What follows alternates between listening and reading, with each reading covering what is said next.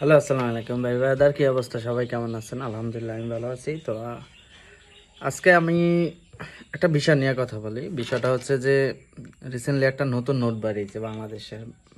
বেশিরভাগ মানে অন্য কোনো নোট নিয়ে কারো মাথা ব্যথা নাই, কিন্তু একমাত্র 20 টাকার নোটটা নিয়ে মাথা ব্যথা। সেখানে আগে আপনার আহসান মঞ্জিলের একটা ইয়ে ছিল, বা আপনার একটা মসজিদের আকৃতি ছিল, ঠিক আছে? তো এখন ওইটা সরায় একটা মন্দির বসানো নিয়ে।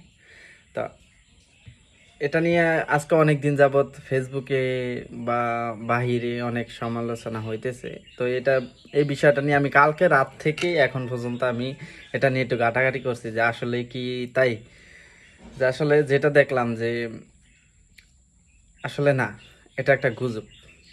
আর বর্তমান সময় অধিকাংশ জিনিস নিয়ে কারা গুজব ছড়ায় ওটা তো ভালো করেই জানেন, যে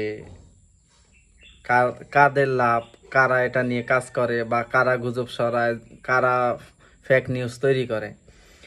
তো এখন যে সবাই জানে যে আসলে বাংলাদেশে 99% বা 95% মুসলমানের দেশ। তো এখন এই গুজবটা ছড়াইলে যদি একটা মুসলমানের ভিতরে একটা বা হিন্দুদের ভিতরে একটা দাঙ্গা সৃষ্টি করা যায়, তাহলে পাশে দাদা বাবুরা হস্তক্ষেপ করবো, এরকম একটা কিছু।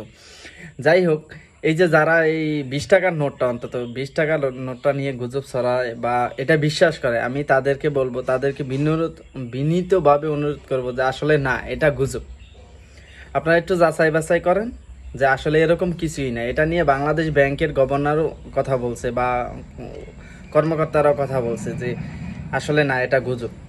আপনার সবচেয়ে বিশ্বস্ত এটিএন বাংলার একটা নিউজ দেখবেন, যে ওরাও এটা নিয়ে রিসার্চ করছে বা ওরা এটা নিয়ে তদন্ত করছে, যে ওরাও বলছে যে না, এটা গুজব। ঠিক আছে? তো আসলে এটা নিয়ে হতাশ হওয়ার কিছু নাই। আমরা 95% মুসলমানের দেশ, ইনশাল্লাহ এরকম কিছু হবে না।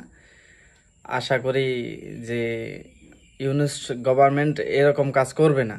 যদি করে তাহলে তো আমরা মুসলমানরা ইনশাআল্লাহ রাজপথে আছি, ওটা কোনো সমস্যা নাই। কিন্তু আসলে বর্তমানে যেটা হইতেছে এটা একটা গুজব। তা আমি চাইলে আপনারাও যাচাই বাছাই করতে পারেন।